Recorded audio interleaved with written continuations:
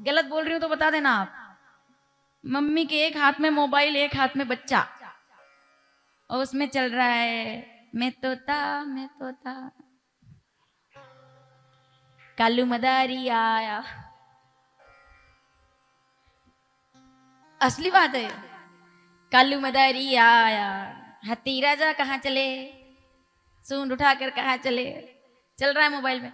अब अगर थोड़ा सा बंद कर दो तो ये उत्पात मचा दे, फेंक दे थाली। नहीं होता है क्या ऐसा आजकल? और किसकी वजह से हुआ है? ईमानदारी से अब मान लो इस बात को आप, किसकी वजह से हुआ? क्या वो बच्चा जन्म लेते ही मोबाइल लेकर आया था? क्या वो बच्चा हाथ में मोबाइल पकड़े हुए था? क्या वो बच्चा मुट्ठी में मोबाइल बांध के लाया था? क्या है ना, मुट्ठी बांधी उसने, लेकिन उसमें क्या सिम कार्ड थी, मोबाइल था, कीपैड लेकर आया था? नहीं। किसने दिया मोबाइल? आपने दिया मोबाइल, क्योंकि आप व्यस्त थे और आपको लगा कि बच्चे को कैसे गपलाएं, कैसे बहलाएं, तो आपने उसकी जिद पूरी करने के लिए मोबाइल उसके हाथ में दे दिया। आपने केवल मोबाइल हाथ में नहीं दिया है, आपने आपका भविष्य उसके हाथों में दे दिया है। क्योंकि जो बच्चा अगर नहीं कर रहा है भोजन, क्या होगा 2 दिन में, क्या हो जाएगा 3 दिन में? मत खाने दो, मत खाने दो। मैं तो कहती हूँ कड़क निर्णय करो, अनुशासन लाओ वापस से। क्या हो जाता है? इतना इतना अंधा मोह नहीं होना चाहिए। ये चौपाई है रामचरितमानस में, बिना प्रमाण के कोई शब्द बोलूंगी नहीं मैं। रामचरितमानस उत्तरकांड 120 दोहा 15वीं चौपाई। मैं शुरू करती हूँ, पीछे तक के बैठे लोग पूरा करेंगे। ये क्यों हो रहा है?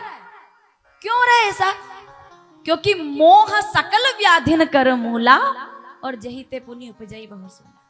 आप अपने लिए कांटे खड़े कर रहे हो और तो कुछ नहीं, उसकी जिद पूरी करके। मत करो ये। नहीं खाए कोई बात नहीं बेटा, देर से खा लेना, मोबाइल तो नहीं देंगे तुझे। हमने दिया, हमने उसको समझाया, हमारे पास समय नहीं था। अब चक्कर ये कि बच्चों को क्या दोष दें? कई बार ऐसा होता है, बच्चा इधर टंगा रहता बेचारा और माता जी स्वयं, वो भी तो बड़े शहरों में देख लो आप, ये हालत है। बच्चा लटकते लटकते गिर ही जाता है, ये मोबाइल नहीं छूटता इधर से। सवाल ये थोड़ी है कि मोबाइल होना चाहिए कि नहीं, ये तो बहुत छोटी बातें हैं। पर आपके संस्कार, जैसो खावे अन्न, मेरी एक बात मानिएगा, आपके बच्चे को भोजन करते समय शुरू से ही हरे राम हरे कृष्ण का भजन करके भोजन करने की आदत डालिए। आपका बुढ़ापा अपने आप सुधर जाएगा, क्योंकि संस्कार आप दोगे। ये कथाओं में कोई ताकत नहीं है। हमसे लोग कहते हैं कि सुधार दो बच्चों को, अच्छा अब ये काम भी हम करें, कमाल है। बच्चा आपका जिद करता है, आप हम लोगों से आके कहते हो, बोले क्या करें, सुनता ही नहीं है, क्योंकि आपने सुनाया नहीं। लंबा विषय है, इस पे बात नहीं करेंगे। शिव पुराण में मैंने कोई बात की नहीं है संसार के बारे में, आप 3 दिन से इस बात के गवाह हो। भागवत में तो मैं हम करते रहते हैं इधर उधर बातें, कुछ ना कुछ समाज से जुड़ी हुई। शिव पुराण में मैंने कुछ बोला ही नहीं, ये पहली बार है आज कि मैं इतना बोल रही हूँ, वरना मैंने कथा पे ही ध्यान दिया पूरा। पर अब चक्कर ये कि ये भी कथा ही है, आपके बच्चे आपकी कथा है, आपकी बनाई हुई कथा है आपके बच्चे। जब वो समाज में निकलेंगे, आपको परिचय नहीं देना पड़ेगा, आपका बच्चा आपका प्रतिबिंब बन करके समाज में आपका परिचय देगा कि ये मेरा बेटा है, ये इनका बच्चा है। इसके लिए जरूरी है संस्कार, बहुत जरूरी है, और ये आप कर सकते हो। अच्छी आदत डाली, पर वो कब डालेंगे आदत? जब आप प्रार्थना करेंगे, जब आप भगवान का नाम लेंगे, तब आपका बच्चा भी अपने आप। त्रिकाल संध्या कीजिए, सावधान। पहली संध्या प्रातः दर्शन, ये संसारियों के लिए, हमारी संध्या ठीक है हम तो कर लेते हैं। आपके लिए दूसरी संध्या भोजन के समय भोजन मंत्र, अन्न ग्रहण करने से पहले विचार मन में करना है किस हेतु से इस शरीर का रक्षण पोषण करना है। हे परमेश्वर एक प्रार्थना, क्योंकि मैं तो शिशु मंदिर की छात्रा हूं, तो हमारे अंदर तो ये कूट कूट के भरा हुआ है। हमने ट्विंकल ट्विंकल लिटिल स्टार पढ़ा ही नहीं, हमने तो यही पढ़ा है कि अन्न ग्रहण करने से पहले क्या है? परमेश्वर एक प्रार्थना नित्य तुम्हारे चरणों में। क्या है प्रार्थना? लग जाए तन मन धन मेरा मातृभूमि की सेवा में, मैं सदैव सेवा करता रहूं, और यही अन्न मेरे हृदय को और मेरे शरीर को शक्ति प्रदान करे, और ये जरूरी है। तो इसी से ही त्रिकाल संध्या की दूसरी संध्या पूरी होती है। और तीसरी संध्या संसारियों के लिए ये है कि जब सूर्यास्त हो सब काम बंद कर देने चाहिए, रसोई में काम नहीं करना चाहिए, कलम बंद कर देनी चाहिए, हो सके तो अपनी दुकान पर भी थोड़ी देर के लिए स्थान छोड़ देना चाहिए, और दोनों हाथ जोड़ करके, क्योंकि शाम हो गई है, तो हे ईश्वर इस संध्या काल में मैं इस पूरे दिन के लिए आपको प्रणाम करता हूँ, और अगला दिन भी मेरा आए इसके लिए आपसे प्रार्थना करता हूँ। ये त्रिकाल संध्या आपकी पूरी हो जाती है।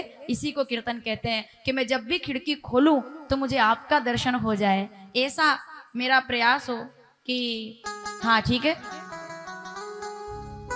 ये एक पंक्ति शुरू करके फिर चलते हैं। मैं क्या चाहता हूं, गाओगे मेरे साथ? मुझे भजन बहुत अच्छे से नहीं गाना आता है, लेकिन आप साथ दोगे तो मैं गा लेंगे, ठीक? जब होगी आरती तेरी मुझे घंटी सुनाई देगी। कितने लोग चाहते हैं ऐसा? जब होगी आरती तेरी, त्रिकाल संध्या संध्या, मुझे घंटी सुनाई देगी। मुझे रोज सवेरे तेरी ये सूरत दिखाई देगी। मेरे घर के आगे शाम तेरा एक मंदिर बन जाए, और मैं क्या करूं?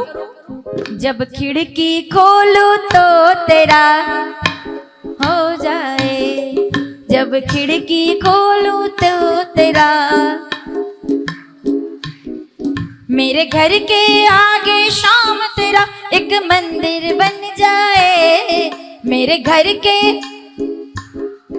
एक मंदिर, ऐसे थोड़ी, दोनों हाथ उठाकर। जब खिड़की खोलूं तो तेरा,